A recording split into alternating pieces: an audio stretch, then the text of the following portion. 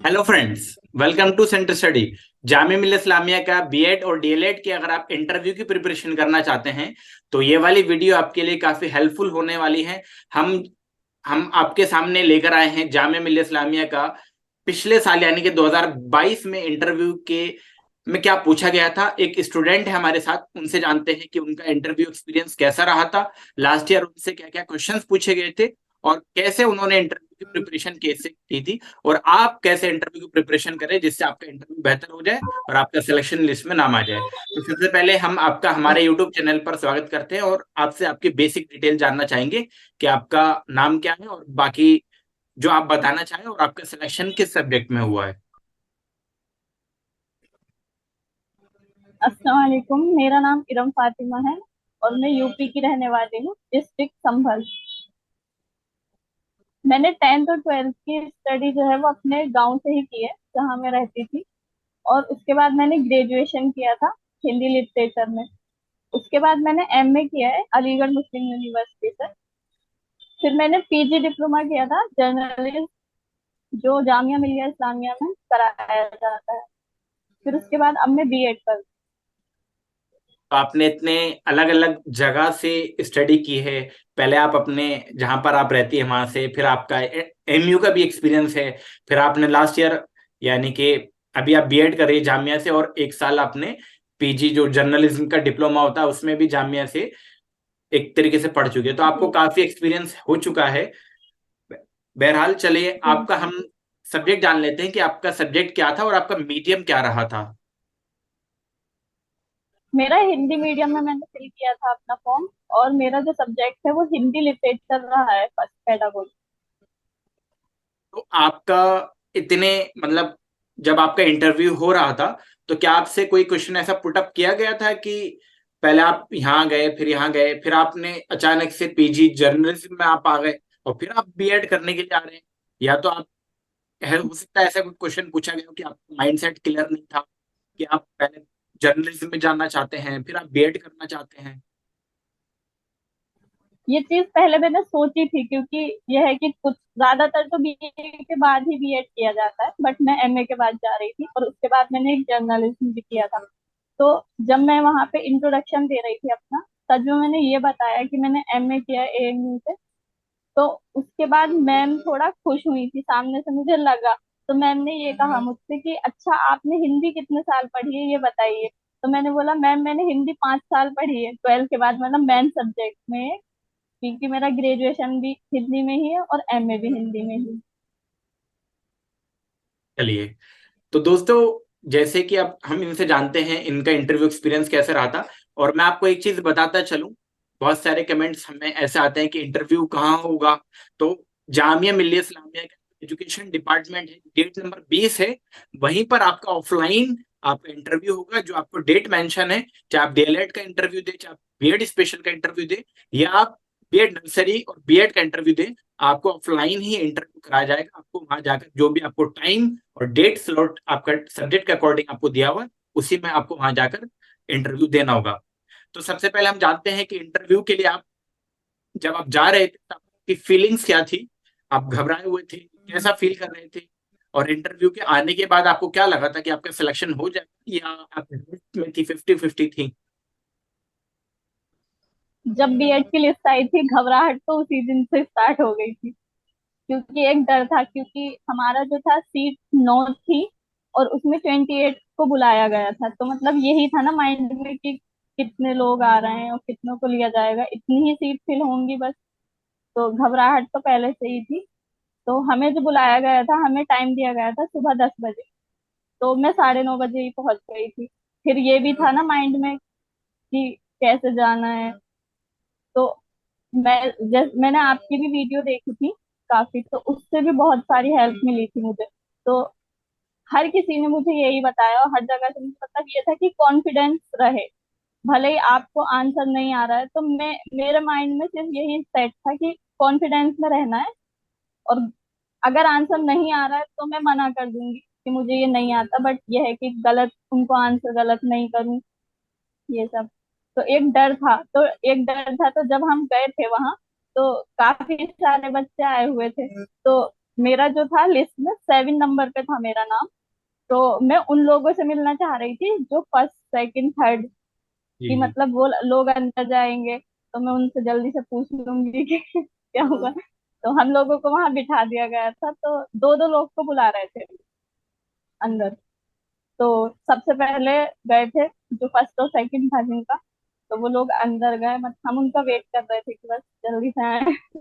तो जब वो लोग आए तो सबने उनको घेर लिया कि क्या पूछा। तो एक लड़का है वो मेरे साथ ही है अभी, तो उसने ये बताया कि कुछ भी नहीं पूछा, बस आपसे खुद वो पूछ रहे हैं कि आप क्या पढ़ कर आए हो।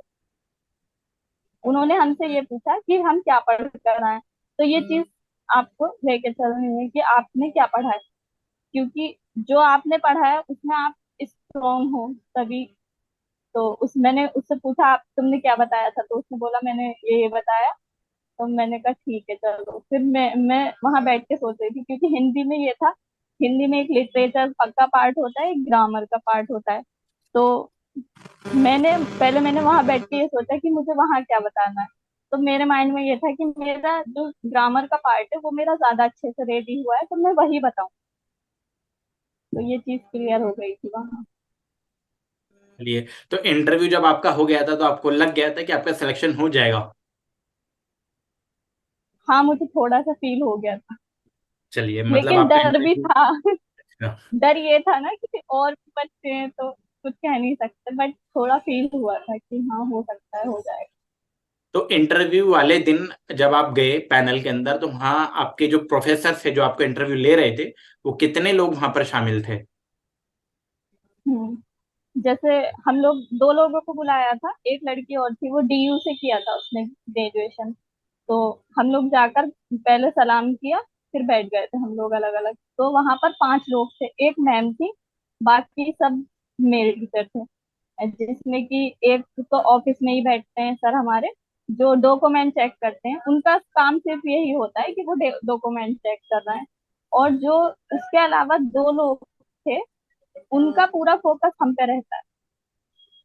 और उसकी वजह से हमें अपना ध्यान नहीं भटकाना, क्योंकि शायद उनका फोकस इसीलिए रहता है कि हम थोड़ा डर जाएं। ऐसा नहीं होना चाहिए। और मेरे सामने बैठी थी फौजिया नदीम मैम, जो अभी हमारी कोऑर्डिनेटर है कोर्स की। उसके अलावा एक टीचर और थे जिन्होंने क्वेश्चन सिर्फ उन्होंने ही किए थे, जो टीचर उस डिपार्टमेंट के नहीं अच्छा, तो वो फिर आपको मालूम है क्या किस डिपार्टमेंट से वो टीचर्स आए थे? थे। जी, वो हिंदी डिपार्टमेंट के टीचर आए। अच्छा, मतलब हिंदी डिपार्टमेंट से आपका, बाहर से टीचर आए थे हिंदी डिपार्टमेंट से, और उन्होंने आपका इंटरव्यू लिया था? जी, मतलब तो क्या क्वेश्चन उन्हीं के थे आपको कैसे मालूम जो है कि वो क्वेश्चन। हिंदी डिपार्टमेंट के टीचर थे? क्या आप पहले से वेल थी? जी, मैंने जर्नलिज्म किया है ना, पीजी डिप्लोमा। जी तो जी जी। उन्होंने हमारी क्लास ली थी, दो अच्छा, तीन क्लास ली थी सब। तो जी, आप वो पहचान गई थी क्या? मीडिया वाले लोग वहाँ तो पे। वो भी शायद हो जी, सकता है मैं पहचान गए हो पहचान गई, आपको देखकर। शायद वो पहचान गए होंगे, बट मैं तो उनको पहचान गई। अच्छा, तो क्या क्या क्वेश्चंस आपसे पुट अप किए गए थे जब आप इंटरव्यू में चले गए? तो सबसे आपके पहले जब मैं पार्टनर से गई और मैं बैठी। आपसे, अगर आपके पार्टनर के भी आपको क्वेश्चंस याद हो, आप वो भी डिस्कस कीजिएगा। जी, और जो वो भी भी याद। अदर क्वेश्चंस है, जैसे आपने पूछा कि उनसे क्या पूछा था, अगर वो सारे क्वेश्चन जो, जितने भी आपको क्वेश्चंस याद है इंटरव्यू से रिलेटेड, आप वो जरूर शेयर कीजिए।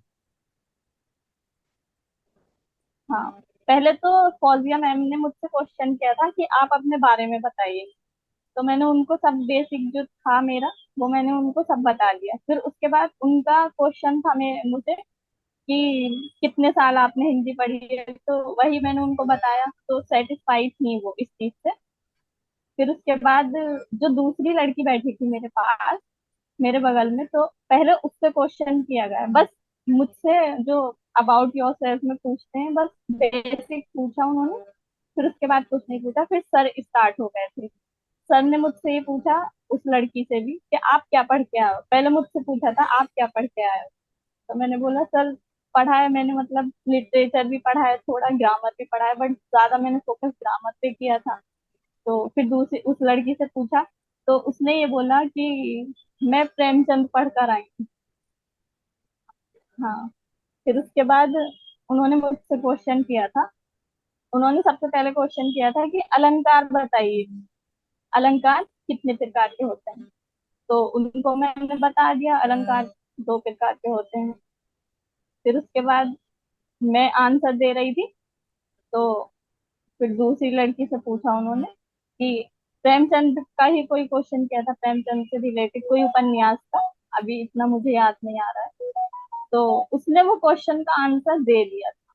फिर उसके बाद मुझसे दूसरा क्वेश्चन किया गया कि ये बताइए आप। मैंने उनको बताया कि शब्दालंकार और अर्थालंकार।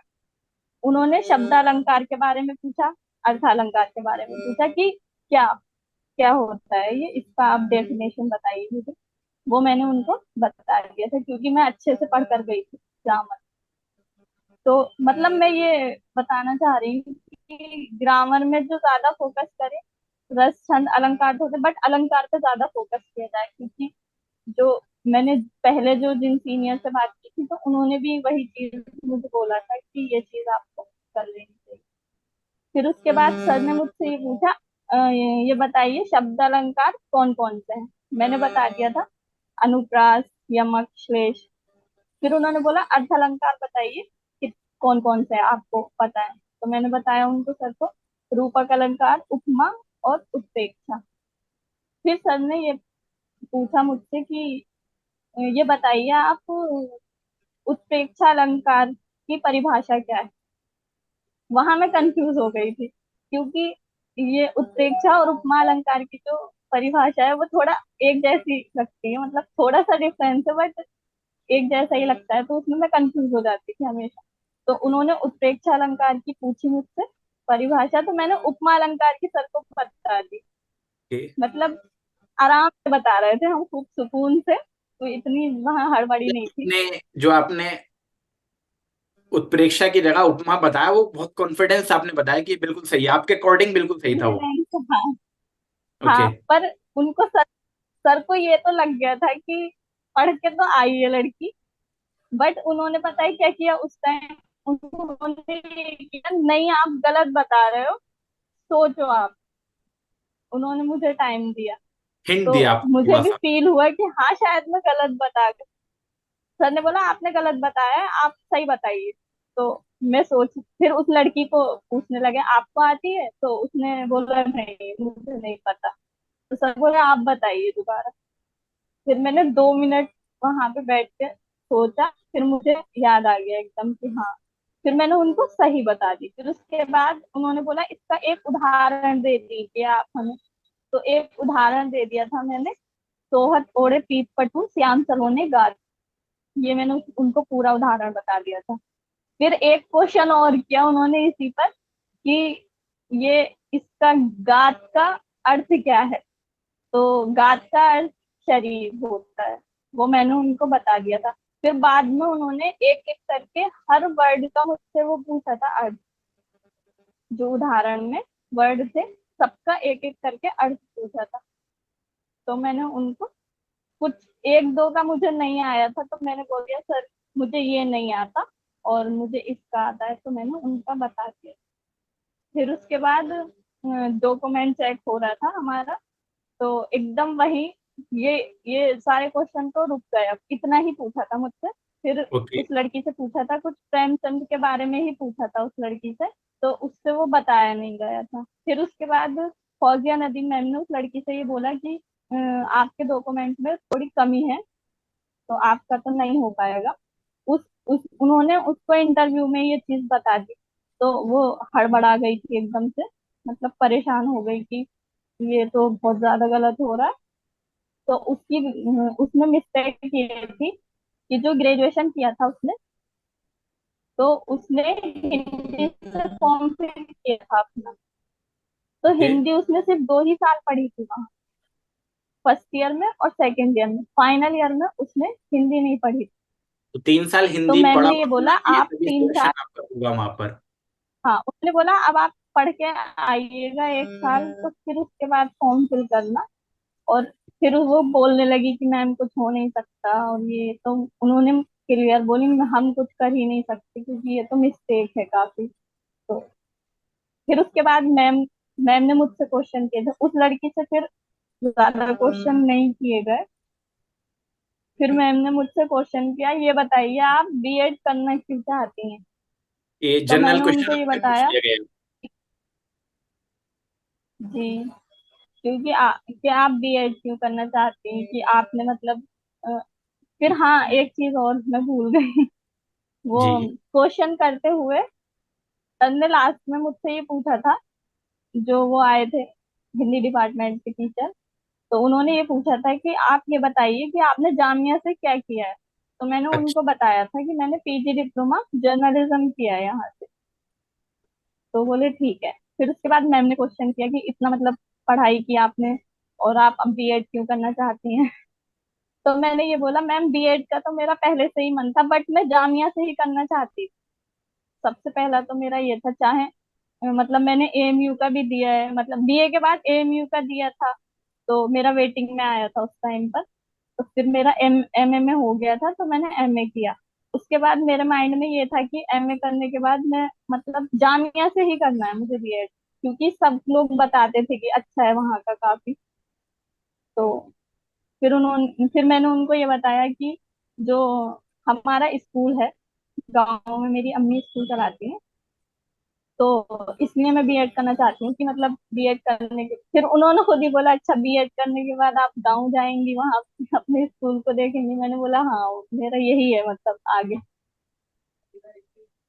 तो जैसे आपने बताया आपकी प्रेफरेंस जामिया थी, तो दोस्तों अगर आप जामिया में सिलेक्टेड हो गए हैं बीएड के अंदर, डीएलएड के अंदर, या बीएड नर्सरी या बीएड स्पेशल एजुकेशन के अंदर, तो वहां पर आपको अपने इंटरव्यू में प्रेफरेंस दिखानी है कि मुझे सिर्फ जामिया से ही करना है, जामिया ही मेरे लिए बेस्ट ऑप्शन है, और यहीं से मुझे इंटरव्यू करना है, ताकि एक प्रेफरेंस आपको नजर आएगी, एक क्लैरिटी ऑफ थॉट आपके सामने नजर आएगी, इंटरव्यू जो ले रहा है आपके सामने, तो उसको पता चलेगा कि हाँ भाई ये जामिया से करना है इसको। तो वो आपको एक तरीके से वहां पर प्लस पॉइंट आपका रहेगा। दूसरी चीज, आपने काफी क्वेश्चन आपने बता दिए, आपने टॉपिक्स भी बता दिए, लेकिन एक चीज मैं जानना चाहूंगा, जब जी आप इंटरव्यू, जो आपके पार्टनर, जब तक मालूम नहीं था कि डॉक्यूमेंट्स में गड़बड़ी थी, तब तक आपको और आपके पार्टनर को क्या आपको ऐसा फील हो रहा था कि अगर ये सही उत्तर देगी तो मेरा सिलेक्शन रुक सकता है, या अगर मैं सही दूंगी तो हो सकता है मेरा हो जाए, इनका रह जाए? क्योंकि आपने बता दिया 28 स्टूडेंट थे और उनका सिलेक्शन होना था, यानी कि हर 3 स्टूडेंट में से लगभग एक स्टूडेंट को ही वहां पर आपका एडमिशन मिलेगा। और ये हर साल का रेशो यही होता है दोस्तों, यानी कि आपको कॉल अप इंटरव्यू के लिए ऐसे किया जाता है, 3 स्टूडेंट आपको बुलाए जाते हैं एक सीट के लिए। अगर आपके पास 10 सीटें हैं तो लगभग 30 से 32 स्टूडेंट को बुला सकते हैं, या 35 स्टूडेंट तक बुला सकते हैं। वो रेशो इस तरीके से ही डिजाइन किया जाता है कि लगभग 3 सीट आ जाए, एक सीट के लिए 3 सीट को इंटरव्यू के लिए बुलाया जाए। तो क्या फीलिंग हो रही थी आपको कि जब वो प्रेमचंद से पूछे, उन्होंने सही उत्तर दिया, तो क्या आपको फील हो रहा था कुछ कि इसने सही दे दिया तो मुझे अगला सही देना है? हाँ, ये चीज मुझे फील हो रही थी कि यार मतलब दो लोगों को बुला रहे हैं, तो एक पे ही फोकस किया जाएगा शायद, नहीं तो। फिर उसके बाद वो चीज ऐसा कुछ है नहीं, क्योंकि बाद में जैसे एडमिशन हुए, तो जो सबसे पहले गए थे दो लोग, उनका दोनों का हुआ है।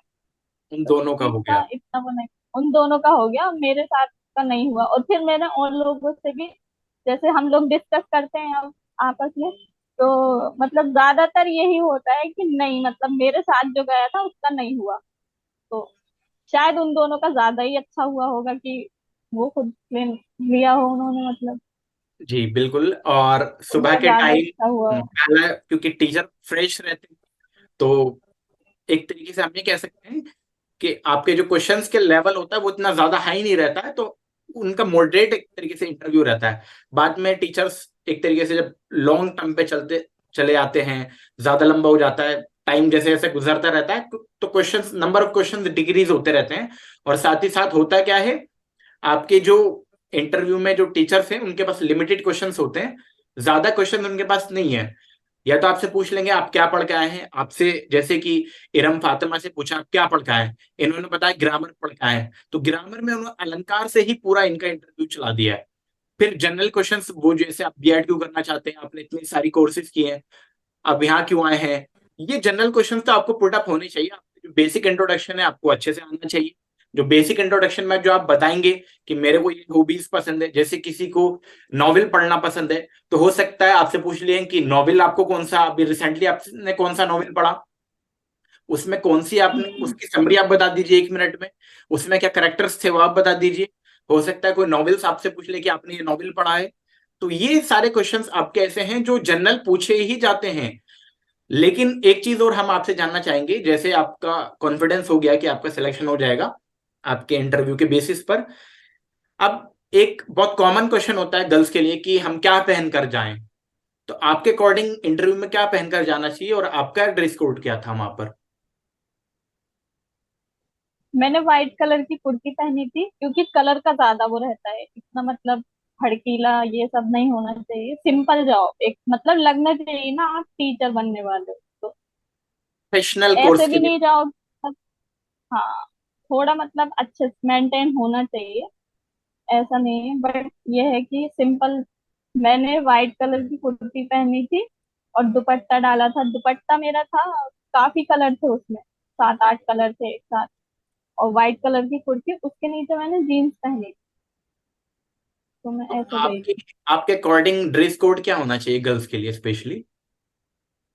ड्रेस कोड मतलब मैं तो यही कहना चाहूंगी, सिंपल सा कुर्ती पहनो, स्टॉल डाल लो चाहे, या दुपट्टा ओढ़ लो, लेगिंग पहन सकते हैं आप कुर्ती के नीचे, या जीन्स पहन सकते एक और चीज की, इंटरव्यू जब आपका सिलेक्शन लिस्ट में नाम आ गया था, जब आपका जो रिटर्न टेस्ट है उसके बाद सिलेक्टेड इंटरव्यू की जो लिस्ट आती है, उसके बाद आपने क्या करना स्टार्ट किया था? इंटरव्यू की प्रिपरेशन एंट्रेंस के बाद से स्टार्ट कर दी थी या पहले से, और कहाँ से की थी? आपने क्या पढ़ना चालू किया था? और आप जो जूनियर से आएंगे आपके, जो अभी जिनका इंटरव्यू होगा, उनको क्या आप सजेशन देंगे कि वो कहाँ से पढ़ें? हैं। सबसे ज्यादा मैंने ये किया था कि वीडियो देखिए आप इंटरव्यू, चाहे ये सेंटर स्टडी की ही देख लीजिए, क्योंकि सेंटर स्टडी की तो मैंने बहुत सारी वीडियो देखी, मतलब एक वीडियो को ना मैंने 6 6 बार देखा था। बहुत सारी चीजें एक बार में नहीं क्लियर हो पाती, तो उस चीज को माइंड में रखो कि मतलब वीडियो में क्या बताया गया है, सब उसमें पता ही चल जाता है क्या पहन के जाना है क्या। फिर उसके बाद कुछ सीनियर थे, उनसे मैं मिलती थी कभी कभी कि मतलब मेरा इंटरव्यू आपसे क्या पूछा था, आप मुझे बताइए, तो वो लोग मुझे अच्छे से बताते। मतलब कुछ लोग मेरा इंटरव्यू ही लेने लग जाते थे कि चलो आओ अब तुम ये समझो कि तुम्हारा इंटरव्यू हो रहा है, तो उस चीज से बहुत ज्यादा फर्क पड़ता है। तो और जब मैंने तैयारी कर ली थी इंटरव्यू की, उसके बाद भी मैंने कम से कम बहुत सारे लोगों को, किसी को भी मैं अपना इंटरव्यू दे देती थी कि मेरा इंटरव्यू ले लो। हाँ, तो एक तरीके से तो आपका ये जो भी मॉक इंटरव्यू आपका हो जाता था, आप प्रिपरेशन करते थे उसके बाद मॉक इंटरव्यू देते थे। दोस्तों, अगर आप मॉक इंटरव्यू देंगे, हो सकता है आप किसी फ्रेंड से बोलें कि मेरा इंटरव्यू ले लें, लेकिन वो पढ़ा लिखा होना चाहिए, उसको मालूम होना चाहिए कि इंटरव्यू में क्या पूछा जा सकता है। दूसरी चीज, आप मिरर के सामने बैठकर अपने आप को देख सकते हैं, कैसे मैं बात कर रहा हूँ, मेरे हैंड्स कैसे मूव कर रहे हैं, घबरा तो नहीं रहा हूँ। आई कांटेक्ट बहुत जरूरी होता है, जैसे कि हर इंटरव्यू में लगभग सभी जितने भी इंटरव्यू एक्सपीरियंस शेयर किए हैं स्टूडेंट्स ने, वो सब ने बताया कि आई कांटेक्ट और कॉन्फिडेंस होना बहुत ज्यादा आपके लिए इंटरव्यू में बहुत ज्यादा जरूरी है। अभी तक आपका फर्स्ट ईयर कंप्लीट हो गया है, तो अभी तक की आपकी लाइफ की जो इंटरव्यू की जो जर्नी रही है, तो वो किस तरीके की जर्नी रही है? आपका इतना डिपार्टमेंट एमयू भी आप घूम के आ गए हैं, अलग अलग जगह से आपने पढ़ ली, इनफैक्ट जामिया के मास जर्नलिज्म में भी आपने ले लिया, पीजी डिप्लोमा भी आपने कर लिया। तो बीएड, जामिया का जो बीएड है, बाकी अलग बाकी डिपार्टमेंट से किस तरीके से अलग है? क्या स्पेशल है यहाँ का? क्या स्पेशल चीज है यहाँ की? सबसे ज्यादा अच्छी चीज मुझे ये लगी है यहाँ पर कि मतलब अगर हम लोग पढ़ना नहीं चाहते ना, फिर भी जबरदस्ती हमें मजबूर कर दिया जाता है। और वो वाली फीलिंग ही नहीं आएगी आपको कि आप बहुत बड़े हो गए हैं, अब कॉलेज में आ गए या यूनिवर्सिटी में आ गए। मतलब बीएड डिपार्टमेंट में फीलिंग वही आती है आज भी कि हम छोटे से बच्चे हैं, और ऐसे ही डांट पड़ती है हम लोगों की, छोटी छोटी गलतियों को नोटिस किया जाता है, तो वो चीजें अच्छी हैं मतलब मुझे लगता है। क्योंकि मैंने मास्टर्स भी किया है, तो उसमें इतना मतलब ये डांट डपट ये सब चीजें नहीं होती, छोटी छोटी चीजों पे ध्यान नहीं दिया जाता। और यहाँ पे काफी एक्टिविटीज कराई जाती है, सबसे ज्यादा पढ़ाई से ज्यादा फोकस आपको एक्टिविटीज पे कराते हैं, तो ये चीज ज्यादा अच्छी लगी मुझे। हाँ, वहां पर एनएसएस कैंप होता है और एक सीसीए होता है हाँ, आपका, करिकुलर एक्टिविटीज, जो कि स्टूडेंट अपनी लाइफ में कभी नहीं भूल पाता मुझे लगता है, क्योंकि हमारा तो कभी ऑनलाइन हो नहीं भूल पाते। गया। ऑफलाइन अगर होता तो और भी अच्छा होता। अभी जैसे आप, आपका तो ऑफलाइन रहा होगा, तो आप लाइफ जर्नी आपके जी, लाइफ के साथ वो कनेक्ट हो गई। तो जब भी आप रिकॉल करेंगे, तो जी, बीएड अगर आप रिकॉल करेंगे, तो हमेशा आपका सीसीए और एनएसएस का जो कैंप है वो आपकी लाइफ से कनेक्ट हो जाएगा, आप हमेशा उसको याद रखेंगे। ठीक है, जी। जाने से पहले हम हर जो भी अपना इंटरव्यू एक्सपीरियंस शेयर करता है, कुछ इंटरव्यू के टिप्स जो आप देना चाहें, कुछ टॉपिक्स या कोई ऐसी चीजें जो स्टूडेंट्स के लिए हेल्पफुल हो, वो आप जरूर दीजिए, फिर हम आपसे इजाजत चाहते हैं। बस एक चीज मैं यही कहना चाहूंगी कि ड्रेस कोड मतलब उस पर ध्यान करना कि कुछ ऐसा ना हो कि मतलब टीचर को भी लगे कि अरे। और उसके अलावा कॉन्फिडेंस बस। और गलत आंसर नहीं देना है, पकड़ा जाता है बिल्कुल एकदम। दो टीचर तो इसीलिए बिठाए जाते हैं कि आप क्या बोलना चाह रहे हो, क्या बोल दिया है आप। बहुत साइकोलॉजी, ज्यादा फोकस रहता है। साइकोलॉजी वहां पर वो देखते हैं बेसिकली। वो आपसे क्वेश्चन पुट अप करने के लिए नहीं होती, सिर्फ आपको ऑब्जर्व, जो दो टीचर की बात की गई है, वो सिर्फ आपको ऑब्जर्व करेंगे कि आपका हैंड मूवमेंट कहाँ जा रहा है, आप आंसर देते हुए आपका पैर लड़खड़ा तो नहीं रहे, हाथ हिल तो नहीं रहा है, आपका फेस घबरा तो नहीं रहा है। तो वो आपकी साइकोलॉजी, मेंटल साइकोलॉजी और फिजिकल जो साइकोलॉजी है, आपको वो नोटिस करते हैं बेसिकली। कुछ टॉपिक्स आपके अकॉर्डिंग क्या पढ़ के जाना चाहिए, वो आप जरूर शेयर कीजिए पिछले इंटरव्यू के बेसिस पर, या आपके जो साथी है, हम अगर साथी। हिंदी जी, अगर हिंदी सब्जेक्ट है तो आप ग्रामर पे फोकस कर दीजिए, क्योंकि मैं मानती हूँ ना कि लिटरेचर भी मुझे अच्छे से आता है, ऐसा नहीं है, क्योंकि मैंने काफी टाइम पढ़ा है। बट लिटरेचर में फंस जाते हैं हम लोग। ग्रामर में वही है, मतलब ग्रामर में क्या है, अगर अलंकार की परिभाषा पूछी, वही की वही है।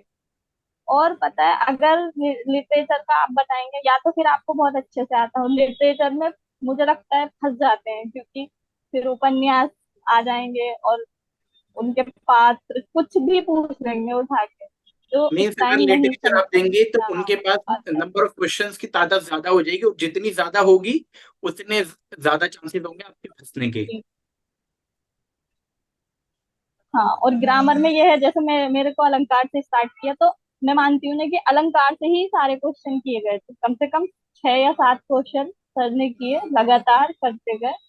बट अलंकार से ही किए। अगर वो रस भी उठाएंगे या छंद उठाएंगे या फिर पर्यायवाची विलोम शब्द पूछ सकते हैं। तो ये सब होना चाहिए।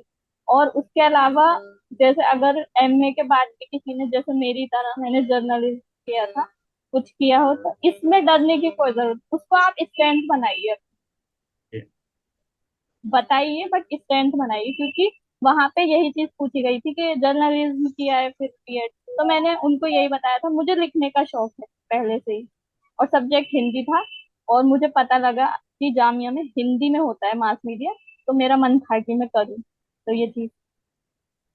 ठीक है दोस्तों, तो ये था इरम फातिमा का इंटरव्यू एक्सपीरियंस, जो उन्होंने काफी डिटेल में और काफी अच्छे से एक्सप्लेन किया, क्या क्या आपको पढ़ के जाना है, क्या क्या करना है इंटरव्यू में, किस किन बातों का ख्याल रखना है।